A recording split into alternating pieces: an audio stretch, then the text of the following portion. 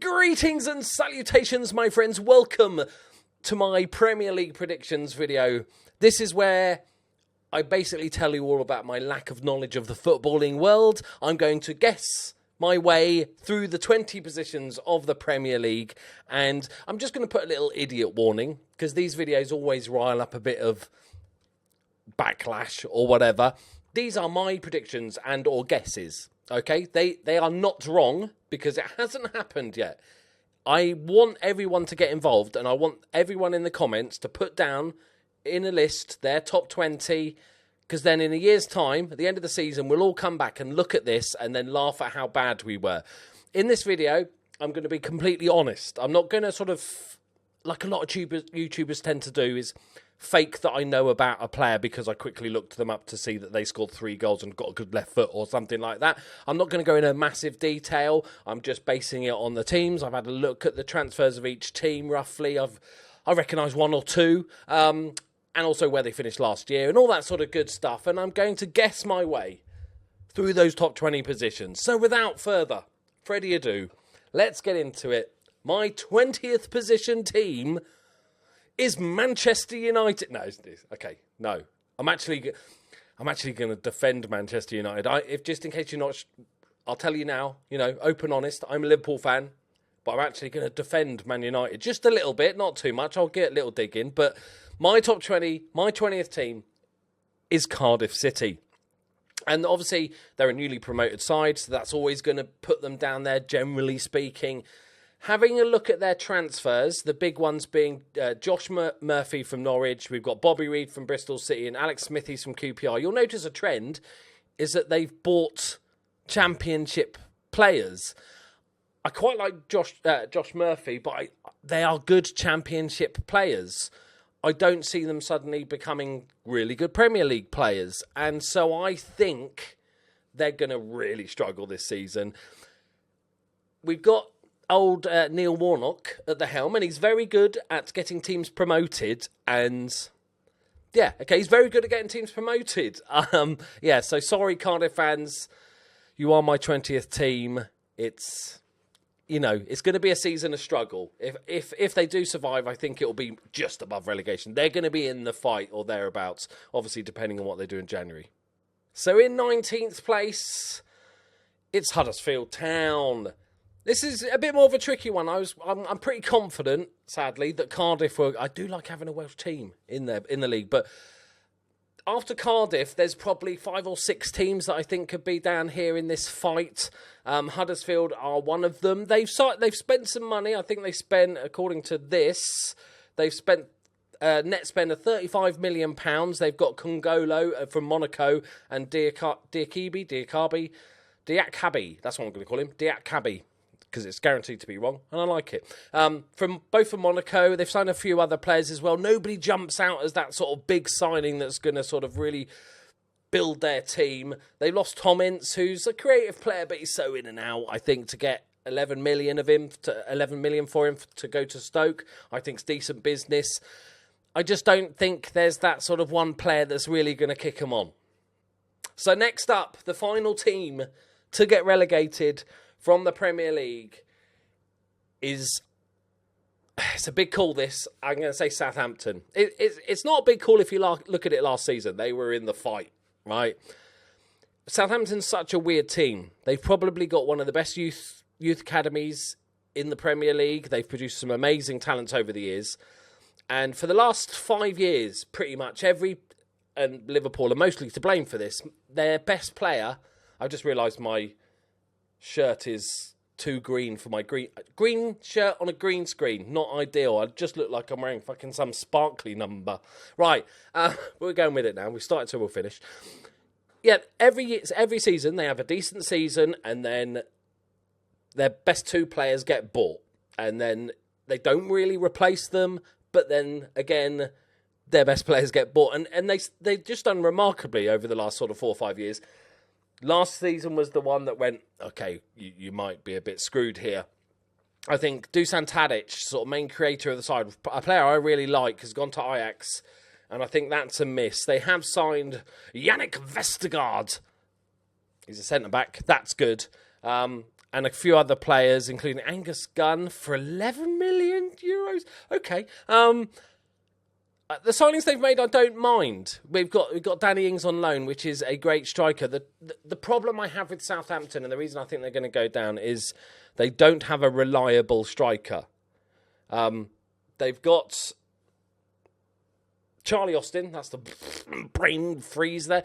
Charlie Austin, I think, is a very good striker, but he's never fit. So what they've done is loaned in another good striker that I think is in Danny Ings, that's never fit. So maybe they're sort of combining it, so they'll sort of guessing that each will play half the season when they're fit. I think they needed to spend the money, and like I said, I'm no expert, but just from the outside looking in, on a reliable, stay fit striker for the season, and I just don't think they've got that. We don't know with Danny Ings. He's been so injured at Liverpool that I don't know if that was just a couple of big injuries, that's fine, and he's going to recover, or he's going to go the season just having niggle after niggle after niggle, or another big injury. And that's just where I think they're weakest. And I'm not a massive fan. I don't know much about Vestergaard, but Angus Gunn as their sort of big signing. They lost Dusan Tadic. They've lost a few other players. Nobody of massive, nothing that's standing out to me. They've spent 50 million quid, so it's not like they haven't gone for it. I just think they're going to be in for another season of struggle. So next up, we have the team that is going to survive by the skin of their teeth. And that team for me in 17th, because I can't do numbers, is Newcastle. And this is the one thing, not the position, but this is the one thing I am most certain that every Newcastle fan is, and any fan of football is going to agree with me. The problem at Newcastle is 2 words. Actually, 3 words. Fat Mike Ashley, right? He is a massive burden on the club. I'm not going to go into it. We all know for a number of years that he just doesn't seem to give a shit. He seems to run it like making a chunk of money. They've made a profit this year in the transfer window, which is never a good sign. I think Newcastle are such a big club and have such a big fan base that they should be looking at pushing on, not hanging on. There's lots of outs. Mitrovic has obviously gone to Fulham, and a bunch of other players. They've brought in some interesting players, like Rondon on loan, because he's known for his 20 goals a season, said no one ever. And then they loaned Dwight Gale the wrong other way. It just seems, I think Rafa Benitez is a great manager. Newcastle is a great club, but they are just getting screwed over by big fat Mike Ashley. Okay, 4 words. Big fat twatish Mike Ashley. Okay, 5 words. That is the problem with Newcastle. I'm pretty sure every Newcastle fan is going to agree with that. I think Rafa Benitez is good enough to keep them up, but it's going to be close. So in 16th place for me, I've got Brighton and Hove Albion. I think the bottom 4 are going to be in a dogfight, and I think there might be a little gap to Brighton. I think the next sort of 5 or 6 teams you could put in any order. I've just put Brighton at the bottom because, well, I haven't heard of many of their players. They've signed Ali Razi Yahan Bakish from Alkmaar for 18 million euros or 19 million euros. They've signed a bunch of players. They've got a net spend this year of £60 million. They've lost a few players, but nobody that's really first team. They've definitely strengthened. So, like I said, this group, they anywhere between 16th and 10th, I think, could be in any order. They might have a great season and finish 10th. I think anytime...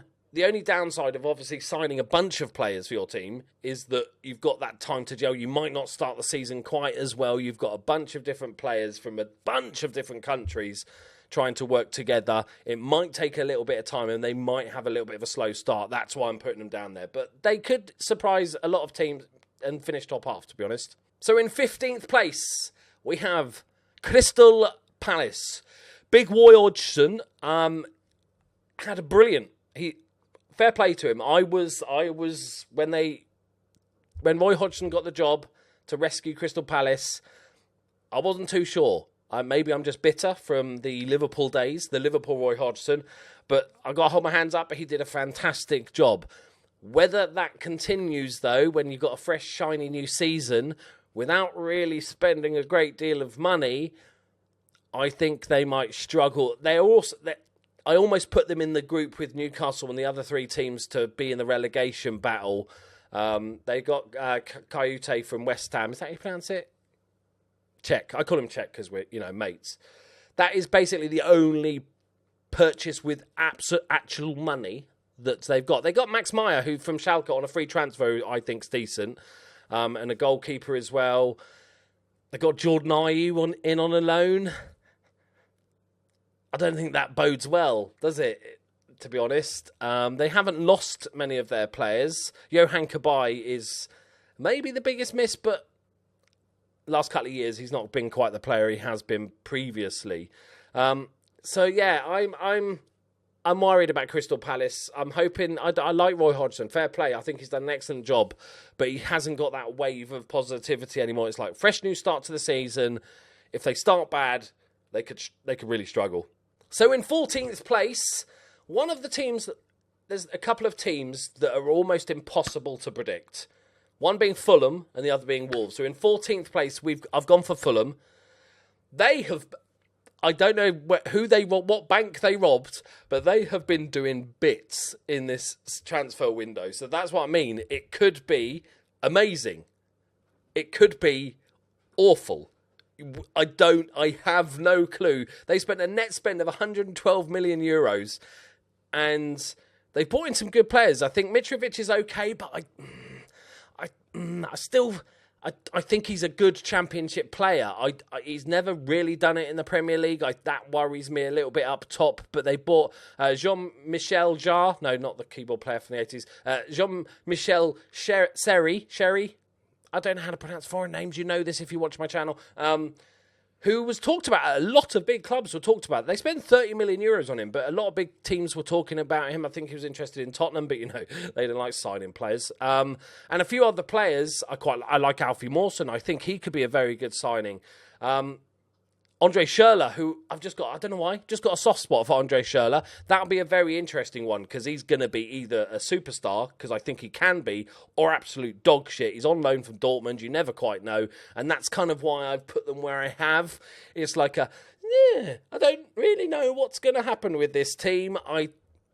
Just looking at their squad a little bit, like I said, not in great detail. I'm not a Fulham fan. I haven't kept a close eye, but striker-wise, I think they're a bit weak. I think Sessegnon staying is excellent. I think we should see more young players staying at their clubs for an extra year or two for development purposes, rather than having one great season and then Man United or Chelsea or Man City gobbling them up and them not getting game times, not developing. I think other kids need to follow in that guy's footsteps and just go, you know what, this is the best place for me. I'm one of the key players.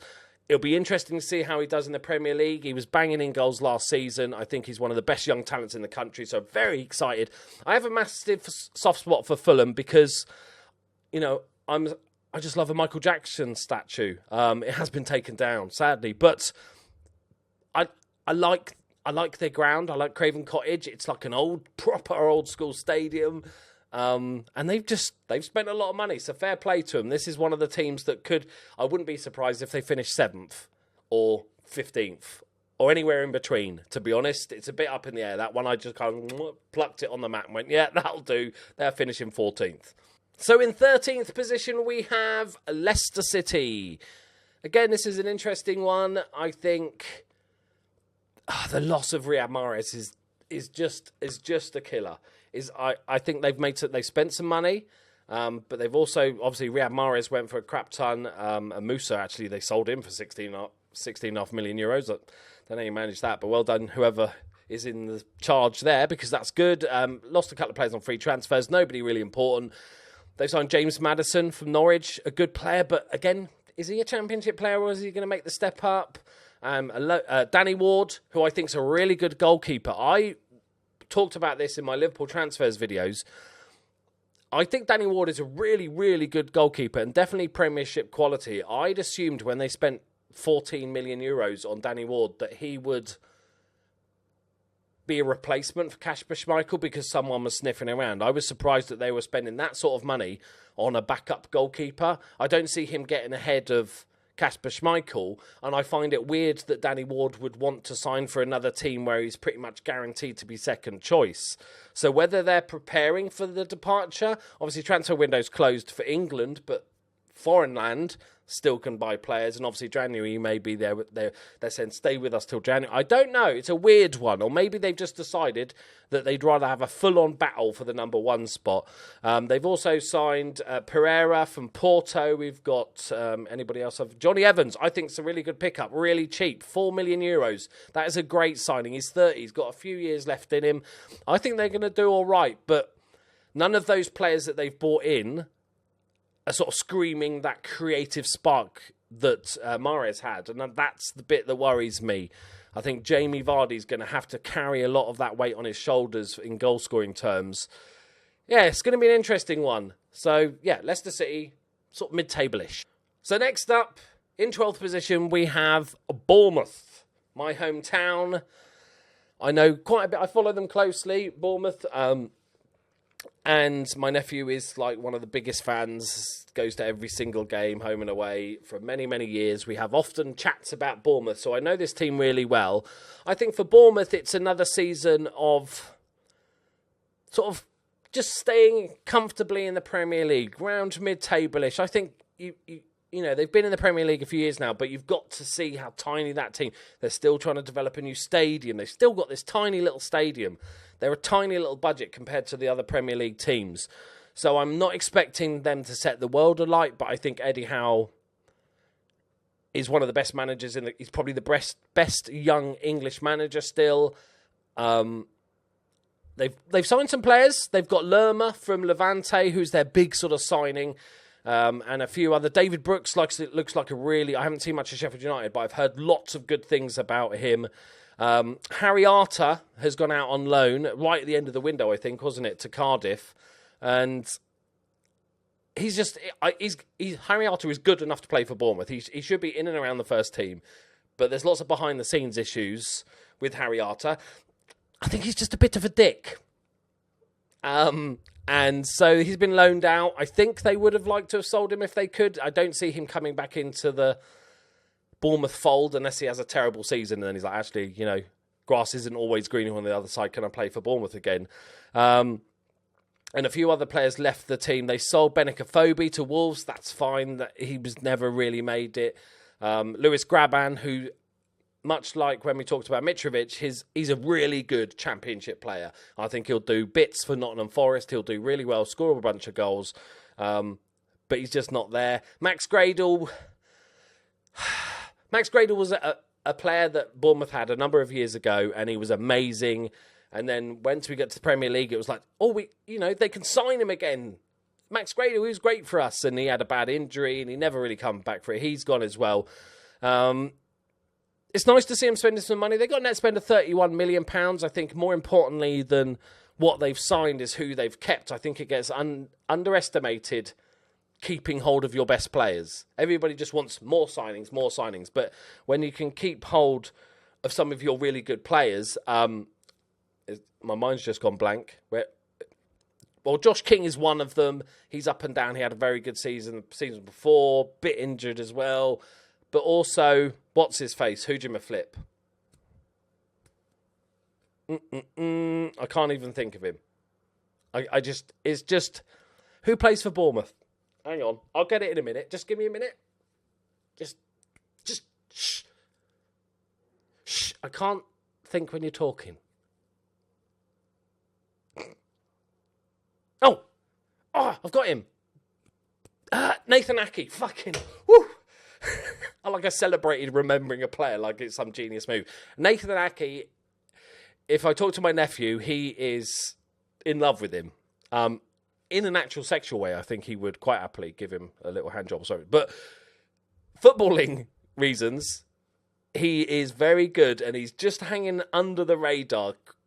Chris, my nephew, was worried that he'd get picked up by a big team because he should have. They paid a lot of money for him, 20 plus million. But he was their player of the season. He was absolutely superb. And I think keeping hold of that player is just as important, if not more so, than signing another good player. So I think Bournemouth will have another good season and just hang around in that mid-table zone, safe from relegation, but not really pushing for Europe, while they consolidate, keep growing the infrastructure of the club. So that's what needs to happen next. Stay in the Premier League while you grow all the infrastructure and the fan base keeps increasing. You get the gate receipts and all that good stuff up. And then you can start looking upwards and hopefully keep hold of Eddie Howe. So in 11th place is Wolves. It was the other team that I said is kind of a who the fuck knows where they're going to finish in the league type thing, because they've got rid of a bunch of players. Because they loaned. Didn't they have a weird deal with Afobe? They loaned him or they bought him, but he's sold. He's not there anymore. Because I was going to wonder why he would go to a Premier League team. He's not good enough. But the thing with Wolves is that, again, it's the same problem that Fulham have. It could all work out amazingly well. They've signed some really good... Adama Traore, I was a massive fan of. If you look at one of his stats about his dribbles, how many times he's beaten a man, it's something bonkers. Obviously, he loses the ball a lot. That's part of the problem. But I actually really rate that guy. And they signed a bunch of other players, but again, from all over the place. And you never know how quickly that is going to gel. Plus, getting used to the Premier League. Again, like Fulham, they could finish 6th, and I wouldn't be massively surprised. I think that, the team they had in the Championship was absolute dynamite. Plus, the players they've bought, if they were 6th, I would go, fine. But again, if they were 12th, I'd go, yeah, that's respectable for the Championship. I think it's going to be really, really interesting to see how they do. They've made a lot of signings, but from all over the place. But it looks like they've sort of strengthened most positions.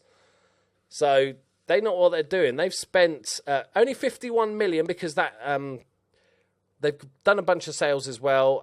Obviously, Benik was purchased and sold, so that sort of skews it a little bit and stuff. But a lot of the players they've bought aren't the big 50 million pounders. They've bought like players for 5-10 million pounds. I think I'm going to stick in mid-table. That's the kind of safe zone. When you're not sure how a team's going to do, stick them in the mid-table. That's my little tip for the day. All right, so Wolves, 11th. In 10th spot, it's Burnley with Sean Dyche. That was Sean Dyche. Yeah, he speaks like that, funny voice. Burnley, amazing last season. I don't think they're going to replicate it. They've signed 3 new players, including Joe Hart. 2 new players they've signed that we'll actually see. Ben Gibson, who's the centre-back from Middlesbrough, and Vidra from Derby. So a couple of Championship players, whether they make the step up. I think Gibson is more likely. I'm not a massive fan from what I've seen of Vidra. He's a bit in and out. They haven't lost anybody massively important, so they've definitely improved. £33 million net spend. With the extra pressure that goes along with a team that did well last season with the European football, I think they're going to just drop down a little bit, but I think a 10th place finish would be fantastic for Burnley. So in 9th place... This actually could be another one of those teams that could finish anywhere in the fucking league. It's West Ham. The Emmers, the Orange, good, etc. Blowing bubbles.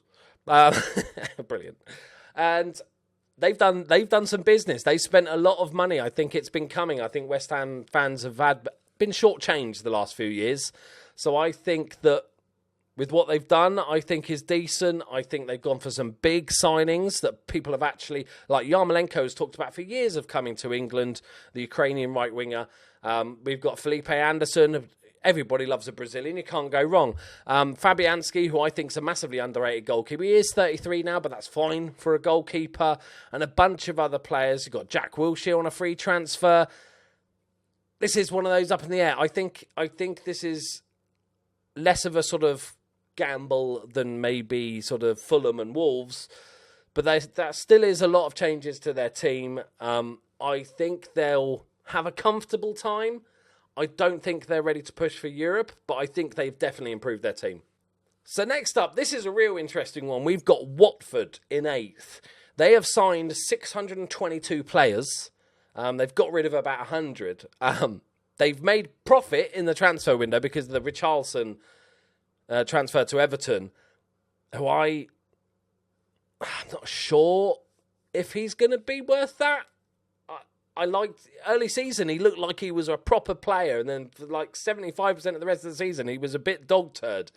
But they made a bunch of money on him and Amrabat and a couple of other players, and they spent pretty wisely. They've got a lot of loanies coming in, but also they've made some sort of smallish signings and a couple of young signings. They've got Quinnett and Wilmot, both 18 years old, for small fees. I like that sort of future purchasing. We don't see enough of that nowadays. It's always a wonder kid, an 18-year-old wonder kid for 30 million, as opposed to what used to happen even just a few years ago when you'd sign, a centre-back that was 18 and you'd sign him for £1 million from a lower league team, and in you're thinking a year ahead or two to get into the sort of first team. And I think that's really, really sort of clever from there. They got Delafeu was their big purchase, who's it's okay. I like some of the other signings they've made, but I don't think they're going to progress. I think they're going to just do all right again. I think for Watford, it's still a very good finish a top half finish. I think is very good for them. They almost need to start sort of settling on a team now, I think. Obviously they had a lot of loan players returning from last season. I don't see any of them really jumping into the first team, and that's why I thought they made 300 transfers. It was just loanies coming back, because I'm an idiot. Can't read. I don't see anybody that's jumping out at me that's going to sort of really push them on to push for Champions League, Europa League spots. But I think they'll have a good season. So next up, in 7th position, we have Blue Nose FC for Everton. Everton, wow, they've been busy, haven't they? Wow, they left it late. I'm not a fan. I'm really not a fan of leaving it to the last minute, because it suggests to me that you're either desperate, as in you were trying to sign somebody else, but that didn't work, so you grabbed that guy at last minute, like second chance. Of course, it could be that other teams are waiting for other business. It's almost like buying a house, and you've got all the people in the chain and everything, and you have to wait for other stuff. But I'm never a big fan of these last minute deals, and they've gone sort of 3 big transfers. In Lucas Digny, I'm just going to pronounce phonetically because it's more fun, Yerry Mina and Richarlison. We spoke about Richarlison before. I'd be interested to see him playing in a better team. I think Everton spent a crap load of money last season. They spent another 68 million net spend this season. A lot.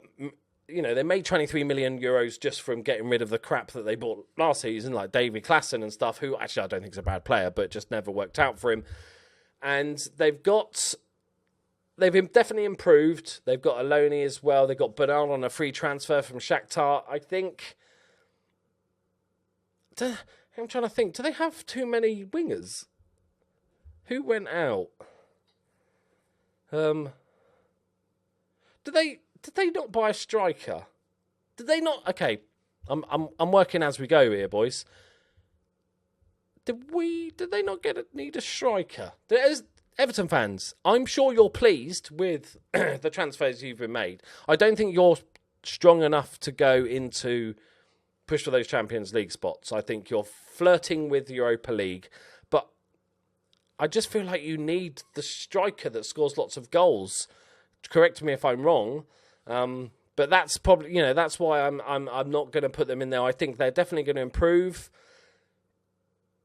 but they're not ready for Champions League just yet. Champions League is a bitch to get in. There used to be 4 big clubs, and they just rotate around and finish. Well, Liverpool wouldn't win, but we'd finish third, 4th for a few years. And there's like 6 big teams, like real top level teams. So it's so hard to break into that, and I just don't think they're going to do it this season. But if they carry on like they are, another January transfer window, another summer, I think they'll be up there. We just with those group of players. It's whether they can invest that sort of money again. Right, so now we come to the top 6. This is just a shit show. I'm pretty damn confident of my top 2, but 3rd to 6th could be in any order. It really, really could. And it would be easy of me just to stick Man United down there for their pretty disappointing transfer window, plus Jose Mourinho seemingly the most depressed person on earth right now. I'm trying to think of a reason why I'm putting Arsenal. I'm putting Arsenal 6, but mainly because the last few seasons haven't been great, and obviously with the new manager, and I don't mind the signings they've brought in, but it doesn't set me alight with excitement about them pushing for a title or anything. I think they would do very well. I think most fans would be happy just to get back in the top 4 this year. Correct me if I'm wrong, but I found that with Liverpool, when you're used to just qualifying Champions League and stuff, and then you have a few years where you don't expect to just challenge for the title again. I think you're just happy to get back in Champions League, get that extra money and the exposure and all that sort of good stuff. They got Lucas Torreira, sort of a bit steely midfield, which they've needed for 15 years. They got a new goalkeeper, Leno,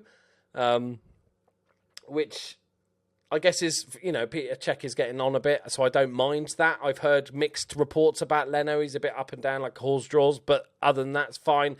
They got Socrates Papastathopoulos. I might have actually said that right. I'm just going to go with it. Socrates Papastathopoulos. I shouldn't have tried it again. Yeah, I'm just going to call him Socrates. A centre-back from Dortmund. 15 million odd quid.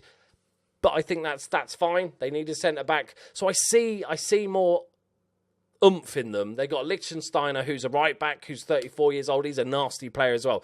So they've added steel to their team. Whether that's enough to get in top 4, I don't think so. Not this year. So in 5th place, just missing out on Champions League, is Chelsea. And it's a very tough one. They haven't gone crazy with the signings. Their new manager, from all accounts, is very exciting, and he likes to play attacking football, and he's a chain smoker, and apparently he was distraught that Chelsea was a non-smoking club. I think he has a smoking room, which is good. I expect to see him on the touchline with one of those sort of fake cigarettes. But as always with any new manager, you never quite know whether they're going to adapt to his style and those players. It might take a year or two of rebuilding. That's probably why I've just edged them out of the top 4. Obviously, Thibaut Courtois gone. He only was it a year left on his contract. He clearly wanted to go. He just stopped going to training. I think that suggests he definitely wanted to leave. But they've replaced him. Got to admit, never heard of this guy. With the new world record signing, Alisson, Liverpool was record signing for like a week.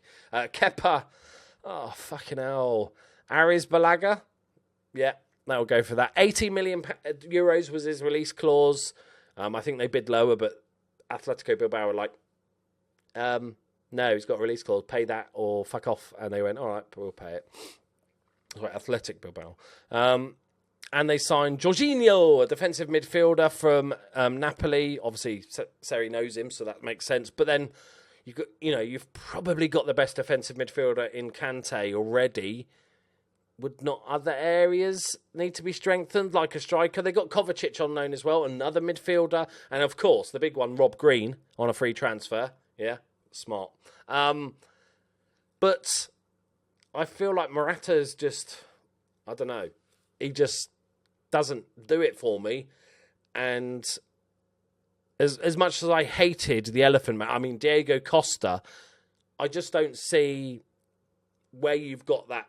I think to finish top 4, you need a striker or an attack that just gets you a ton of goals. I think keeping Hazard is absolutely massive. How happy he is another story. I heard lots that he was desperate to leave and stuff like this. Maybe they did the thing that they did with Suarez. I mean, it was just like, just give us a year. We'll sell you in a year. We need you for this year. Then we'll replace you, because it was a bit too close to the window with the new manager coming in. Or not, or he's just been persuaded to stay, or they've just chained him down to a bedpost. I have no idea, but he's staying. Hopefully he continues sort of playing well and doesn't do one of those grumpy knobhead footballer things. But I think Chelsea just not quite strong enough, especially in the striker department with the new manager, to finish just outside the top 4. Right, so here we are. Glorious Champions League places, my friends. And I'm surprised, I imagine a lot of you, but obviously I'm a Liverpool fan, a lot of you are surprised that I haven't mentioned Manchester United yet, considering what's considered a poor transfer window. But in 4th place It is Tottenham. Switched it up on you there. You was thinking, right. So let's take you through the transfers. Okay, so wait. As a Tottenham fan, it must be galling to see that you haven't strengthened, and I definitely agree with that's the case. You always want at least something, even if it's like a £10 million, 18-year-old striker or something, somebody with a bit of potential that might break into the team later this year or something. Just something to grasp hold of.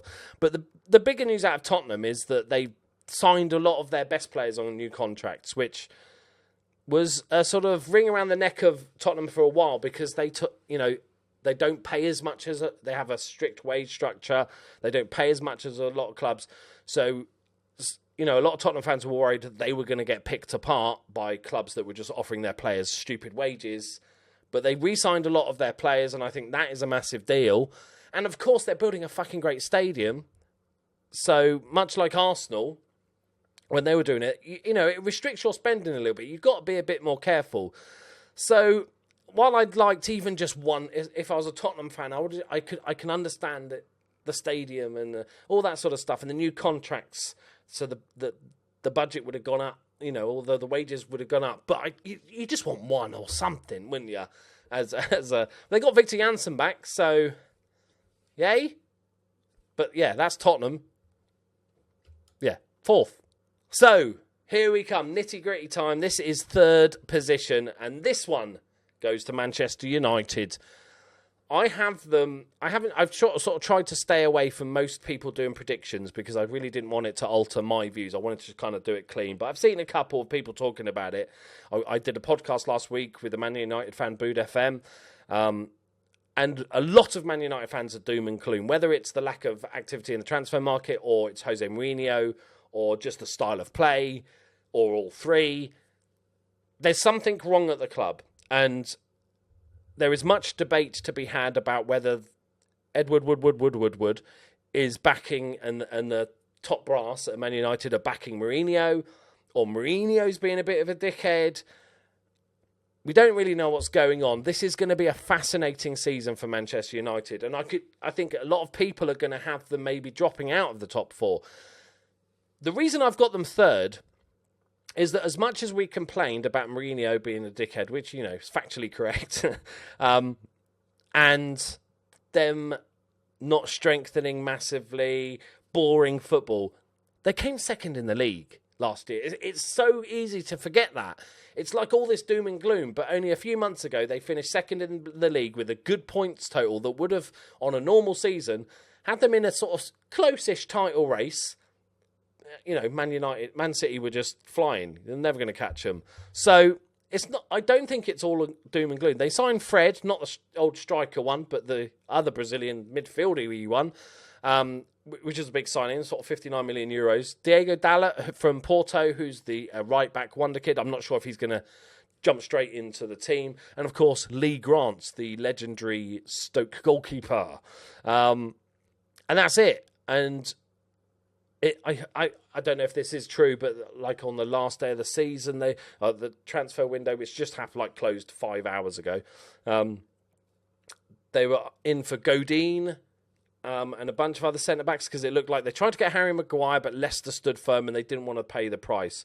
And I think this is the biggest problem with Man United that I think a lot of the fans see it. And as always, correct me if I'm wrong, but Man United were like Liverpool are now.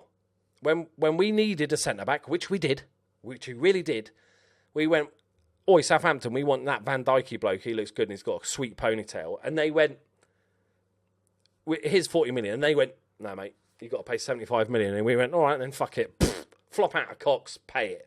And that's what Man United used to do.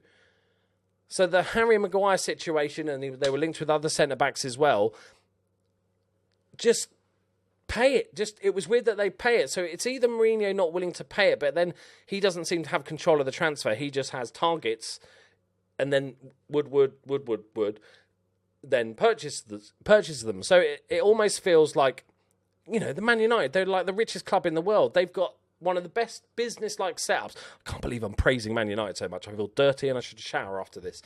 But they've got one of the best marketing merchandise setups in the world. They make a shit ton of money.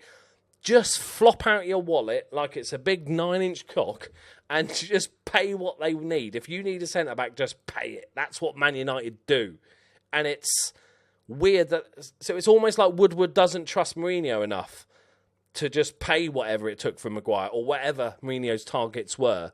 And I think that's led to Mourinho being frustrated. This is my take on it, of course, but that's led to Mourinho being frustrated and lashing out a little bit in the media when he was doing the press conferences on the American tour and stuff and having a go. I think the Martial systems set up the whole shitstorm with Martial is very weird. I think he's one of the better players at Man United. I take him at Liverpool. As a team, though, I think, they've lost Blind, fine, and a couple of other, and Sam Johnston, who they got decent wages for from West Brom, money for, and they've got a net spend of, they've got a net spend of 60 million euros. So it's not as if they didn't sign anybody, but I think because I don't think most Man United fans think central midfield is the problem, and that's where they've spent the money. Dalot is a right back, but I don't think he's going to be straight in the first team. So we're talking about Fred as your big signing. Like, is that where you needed to strengthen? I've talked to Bood and I've talked to Man United fans, and they seem to all want defenders of some description or other, whether it be a replacement for Young at left back, a right back, or 2 centre backs. It seems weird, but again, they did well to keep hold of De Gea. Probably helped that he was absolutely terrible at the World Cup. He proper carriest it. But so they did well to hold on to that, but I just don't think they've strengthened. Fred might be a fantastic player, but in a position where you've already got probably your most strength, arguably. So that just seems a little bit weird. And the Martial thing is weird. Whether I don't know if he's going to get game time or he's just going to sort of sit on the bench until January and then get sold or whatever it is. But like I said, they still finished second in the league last season.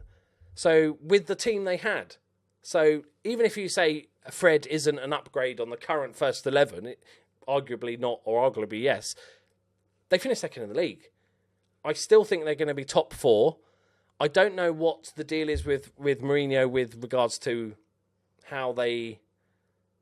If they finish third, is Mourinho leaving?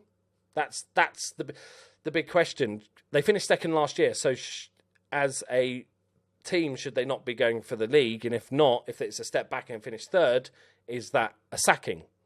Or is that Mourinho just going, time's up, lads, I've had 3 years, laters, who knows? But it's going to be a fascinating season for Manchester United. Of course, I hate them with my very being because I'm a Liverpool fan. And not just because I'm a Liverpool fan, because it's always easier to hate the teams when you were growing up that won all the leagues. Everything. Fucking Alex Ferguson, he's fucking too good. And he won all the leagues. So, but I admire them as a club for what they have created, especially what Fergie's created. So I don't want to see him just be suddenly shit. I hate Mourinho probably more than Man United, so I'm happy to see him fuck off. But it's going to be a fascinating season for Man United. But I think they're going to still finish top 4, and I think Mourinho will leave. So here we go, my friends. Here we go. We are talking about the top 2, Liverpool and Manchester City. Who, as a biased Liverpool fan, do I think is going to finish second? And that's Liverpool. I think I am ecstatic. I am delighted with the business that we have done in the summer transfer window. But the gap between us and Man City is just too great. If they have another season like that, I think if they continue to have seasons like that, nobody's catching them. I don't see anybody being able to keep up with what they do. They broke so many records last season.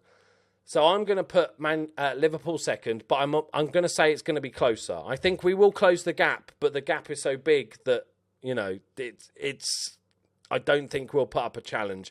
I think we'll be comfortably second over Man United, but I don't think we'll be in a little group of our own. So we signed Alisson, obviously from Roma.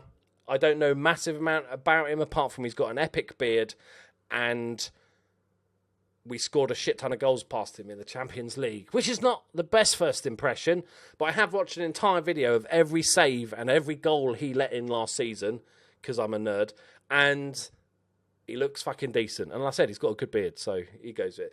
Naby Keita we've known for a long time. Obviously, a year ago we signed him from Leipzig. Lots of big hope and expectation around this kid. He looks brilliant. We've got Fabinho as a defensive midfield, which we've needed. And lots of teams and fans talked about wanting him, so I'm very happy to have this. I think the signing of the season, though, is Shaqiri. And I was saying this before he scored a bicycle kick and played brilliant in the pre-season friendlies. After all, they're pre-season friendlies, after all. But for 12 million quid, for like 15 million euros, whatever it was, the player we've got, I think is amazing. I think that's such a bargain in the current climate of an Oxlade-Chamberlain costing 45 million or whatever. I think that is an absolute steal. I don't expect him to play every week. I'm guaranteed that Klopp didn't say, you're my first teamer, mate. Don't worry about it. I think he knows he's a bit part player. I think we've got plenty of games this season, obviously, with all the competitions. But what I like about him is that he might not be the most consistent player in the world, but what I like about him, especially from a coming off the bench sort of situation, is that one of our weaknesses as a team is breaking down the smaller teams that are sort of two banks of four, trying to find a ball through. And he's the sort of player that can just create something magical out of nothing, right? We don't have many of those players. They're all very good at what they do, but it needs to work as a team to get Mo Salah in, to get Mane in, to get Bobby Firmino in. But Shaqiri can just like bosh one in from 40 yards with a bicycle kick off his left bollock. He's the sort of random player that can do that. So I think that's an absolute steal. We sold Danny Ward for good money to, obviously, Leicester. So we spent a shit ton of money, 168 million euros net spend. But like I said, when I was talking about Man United, we recognised a problem and we paid whatever money it took to fix that problem. And that is really exciting to me because at the end of the day, it doesn't cost me anything. As long as they don't go bankrupt, which would be awkward, I'm happy for them to just go and spend whatever's necessary to get it done. I think Shaqiri, they recognised that we needed a bit more strength in depth, especially with Oxlade-Chamberlain being out. So they went, perfect, Shaqiri, perfect. That we need a defensive midfielder. Bosh, get it done. I think we're definitely going to improve upon last season. But Man City are really, really good. So let's talk about them for a bit, shall we? Right, so here we are, Man City. Let's just rattle through this, shall we? They've sold two goalkeepers for like 14 million euros, 15 million euros combined. They've signed Riyad Mahrez is obviously the big one, and a couple of youngsters. They're really good at football, aren't they? Like, if anything, too good. I think much like Mo Salah in that he scored a shit ton of goals last season, I expect him to have another great season, but I don't expect him to get the silly amount of goals he scored last season. It's the same thing I think with Man City. I expect them to win the Premier League this season. I expect there to be a gap between them and second place, but I don't expect them to match what they did last season. I think that's almost asking the impossible. No, they'll just go and fucking do it again. They've added strength in depth with Riyad Mahrez. I'm not sure how much they needed him, but that extra depth is in the attack is just bonkers. It's just unfair. It's just cheating.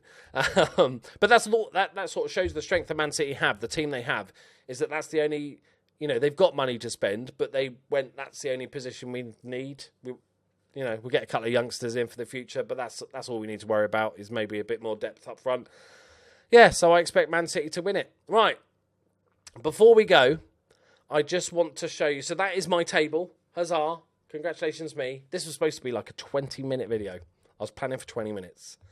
So apologies. I'm going to show you in a minute, Curly, my girlfriend's team. She follows football in the fact that she knows I'm a Liverpool fan and she'll watch football with me. She's done a couple of Football Manager series on my channel.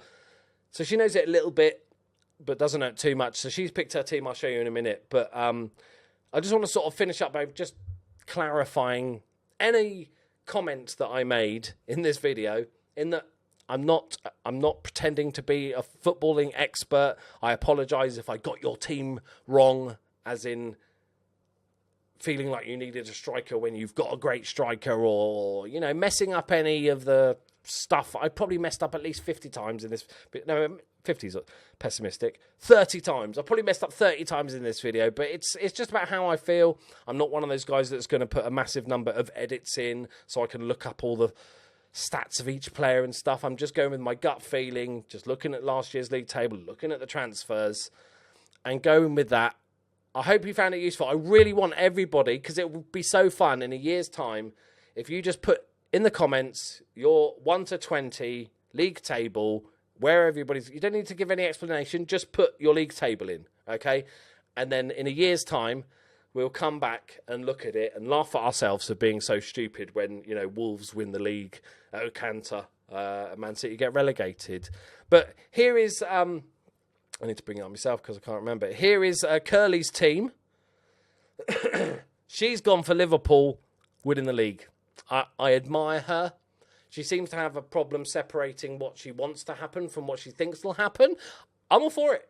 Liverpool, Man City. As you can see, and this is, I had no help in this whatsoever. Okay? The only question she asked me to give us some idea was how much money they spent. And I that was it. I just gave her a figure. She looked at last year's table, and she went off that. And actually, they're all pretty close. I like the fact she said Man United 5th. Well, nice one, Curly. But everybody else it's kind of roughly where you'd expect them to be, which is quite remarkable. Bit disappointed she put Bournemouth 15th, but I'm not going to lie. But everybody else, Brighton, Cardiff and Southampton to go down, that's 2 of the 3 teams I picked. So the sad thing is she'll probably be closer, and I'll never hear the end of it. But there we go, my friends. There is my predictions. Leave yours in the comments below. Let me know what your thoughts on your own team, how they've been doing it. Even if you're not a Premier League supporter, put your own league team in the comments and tell me how you think they're going to do this season, because then we can all have a look end of next season and just see how much we suck at predicting football. Thank you very much for watching this epically long video. I don't know how those YouTubers managed to squeeze it into like 10 minutes, 20 minutes. I ramble on for fucking hours. I don't even know that much about football, and I've managed to make a 45-minute video. I know a bit, to be fair. You know, I don't want to degrade myself that much. But, yeah, it's amazing how long I can waffle on about shit, isn't it? Right, there we go, my friends. If you are new to the channel and this is your first video, please go check out my other videos. I do plenty of Football Manager stuff. I'm going to be doing more regular football-y stuff as well. Not just about Liverpool, but just general about the Premier League and everything like that. So if you fancy any of that stuff, please hit the subscribe button, hit the like button, leave the comment, and I'll see you soon. Bye-bye.